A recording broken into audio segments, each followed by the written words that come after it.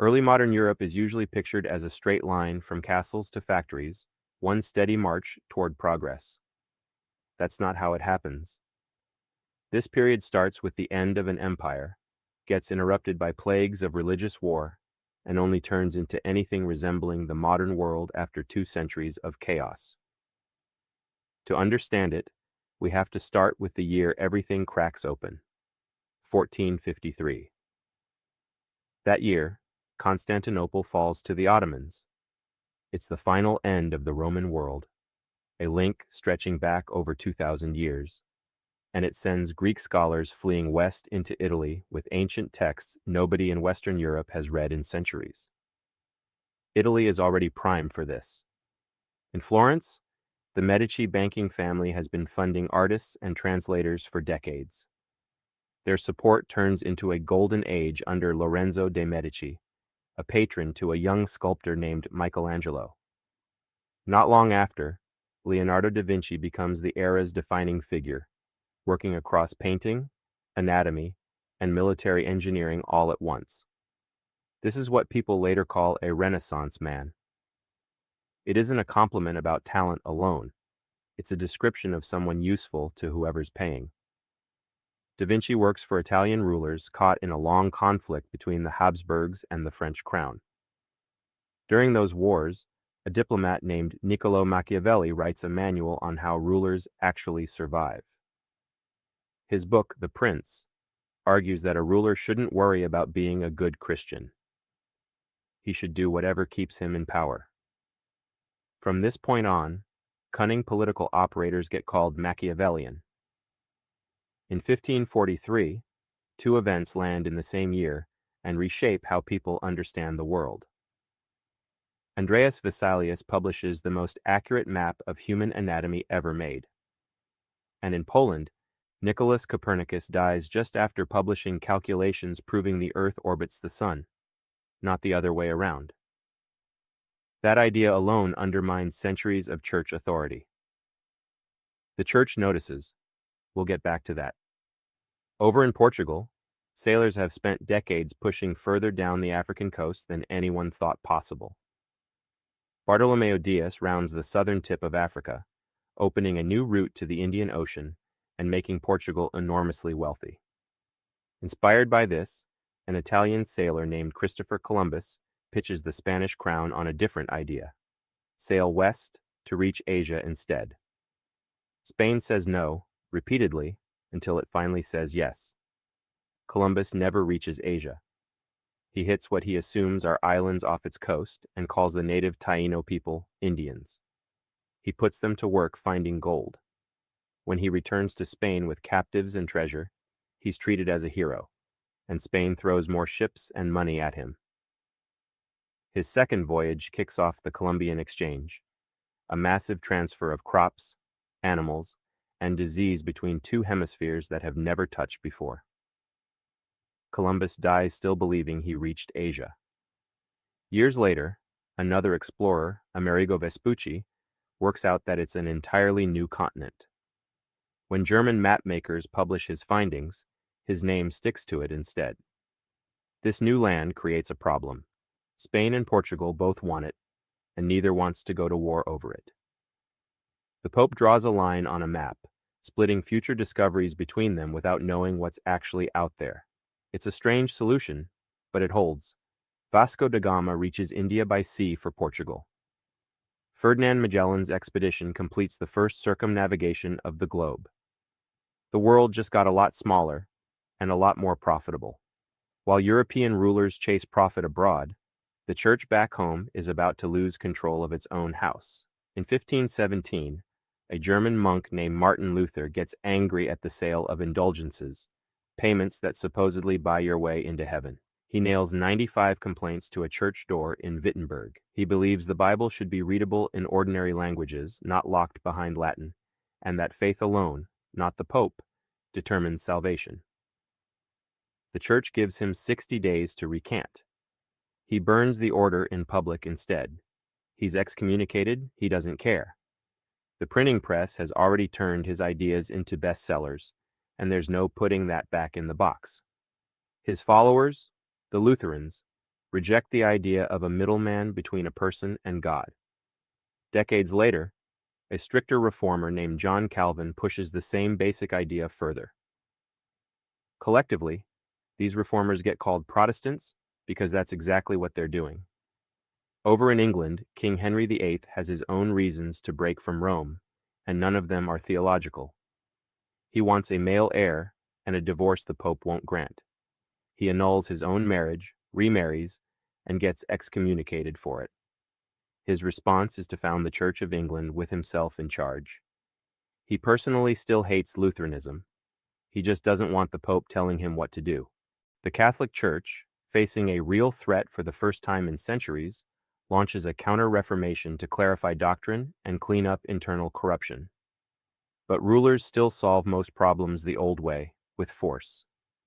Charles V inherits the Habsburg throne and becomes the most powerful man in the Western world, feared even by the Pope. In the Americas, Hernán Cortés conquers the Aztec Empire and Francisco Pizarro conquers the Inca.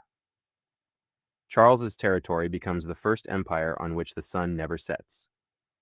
To the east, the Ottoman Sultan Suleiman the Magnificent rivals Charles just as directly.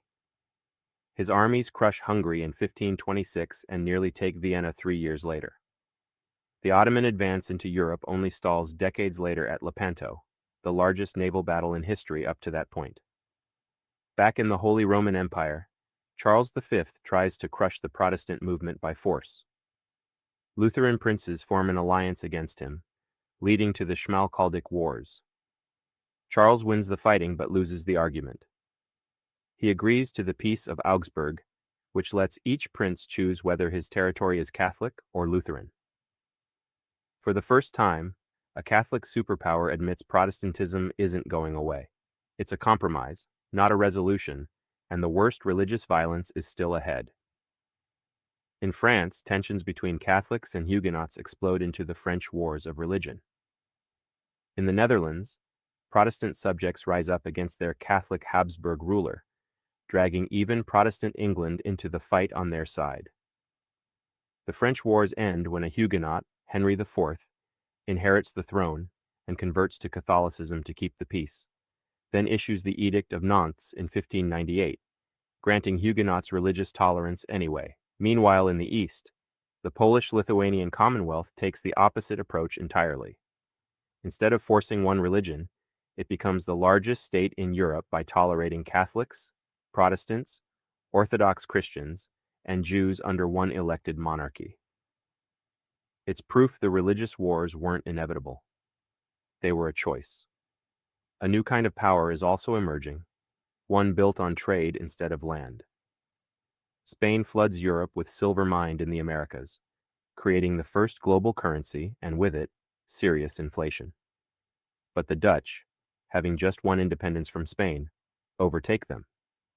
In 1602, they launched the Dutch East India Company, the first public joint stock corporation, letting ordinary people buy shares and fund overseas voyages. Amsterdam becomes a financial powerhouse, complete with the world's first economic bubble, when people start trading tulip futures like they're gold. Early capitalism has arrived, and it already has all the same problems it has today. England follows with its own East India Company, and later plants Jamestown in North America. Behind all this new wealth sits its darkest engine, the transatlantic slave trade, which explodes in scale during this period, alongside the ongoing capture of European slaves by Ottoman and North African raiders. The global economy is being built, and it's being built on forced labor in multiple directions at once. The uneasy peace between Catholics and Protestants doesn't last. In Prague, Catholic authorities close Protestant churches. Protestants respond by throwing 3 Catholic officials out of a window. From that absurd starting point, Central Europe collapses into the 30 Years' War, one of the most destructive conflicts in European history. Armies grow larger and more permanent. Musket volleys replace individual combat, and pikemen protect the slow reloading gunners standing behind them. Sweden's King Gustavus Adolphus becomes known as the father of modern warfare for combining artillery and infantry effectively, before dying in battle 2 years into the war. By 1648, Up to a third of the Holy Roman Empire's population is dead from war, disease, and famine. The war ends with the Peace of Westphalia, which does something no treaty had really done before. It establishes state sovereignty. The idea that every state controls its own borders free from outside interference, religious or otherwise. It's the beginning of modern international law. Peace in Europe still doesn't arrive. England executes its king, Charles I, and becomes a republic under Oliver Cromwell, who quickly turns into a religious dictator himself. It lasts 11 years before the monarchy is restored. In the east, a Cossack uprising drags Poland-Lithuania into a war against Russia, and then Sweden piles on too. The resulting conflict, called the Deluge, kills off a third of the Commonwealth's population. Poland-Lithuania never fully recovers. Russia does. France goes the opposite direction. Louis XIV takes absolute control in 1661, believing his power comes directly from God. He strips power from the nobility and builds Versailles specifically to keep them close and controlled. His constant wars leave France deep in debt, a problem that will not go away. In Russia, Peter the Great takes the throne the same year Isaac Newton publishes his laws of motion, and the timing fits. Peter drags Russia toward Western military and scientific standards by force, personally working undercover in Dutch and English shipyards to learn shipbuilding. He fights Sweden for control of the Baltic, loses early battles, then wins decisively at Poltava. Russia comes out of it a major European power with a brand new capital, St. Petersburg, built to prove it. By the mid-1700s, Europe is still mostly run by dynasties who treat their territories as personal property. When Maria Theresa inherits the Austrian throne, Prussia's Frederick the Great assumes a young female ruler won't fight back. She proves him wrong, securing an unlikely alliance with France while Britain and Prussia become allies instead. The resulting war spreads to the Americas and India, effectively becoming a global conflict, and ends with Britain seizing French Canada and dominating India. France, already in debt, goes deeper into it. That debt collides with a new problem: ideas. The Enlightenment produces thinkers who question monarchy, religious authority, and the entire structure of society itself. Voltaire attacks the powerful through satire. Some monarchs, like Frederick the Great and Joseph II, absorb Enlightenment ideas while keeping absolute power, becoming what's called enlightened despots. It's reform without any real intention of giving anything up. Then France funds the American Revolution against Britain, purely out of spite for losing the last war, spending money it does not have. When French finance ministers finally admit the country is broke and crops are failing, they try taxing the nobility and clergy for the first time. The attempt collapses. The king is forced to summon an assembly that hasn't met in over a century, and it's rigged from the start. The common people are outvoted 2-1 by the clergy and nobility despite representing the vast majority of the population. The common estate breaks away, forms its own national assembly, and gets locked out of its meeting hall. They swear an oath on a tennis court instead. When rumors spread that the king is sending troops against them, Parisians storm the Bastille. A revolution nobody planned has begun, and it will not stay peaceful. Within a few years, the monarchy is abolished, the king and queen are executed, and the revolutionary government descends into the terror, sending thousands to the guillotine. Out of that chaos, a young general named Napoleon Bonaparte starts winning battles nobody expected him to win. By 1799, the revolution as a political experiment is effectively over, even as Napoleon's rise is just beginning. And while France tears its old world apart, Britain is quietly building a new one entirely, replacing farms with factories and workers with machines. That's a different story. This one ends here, at the exact moment Europe stops being early modern and starts becoming something we'd actually recognize.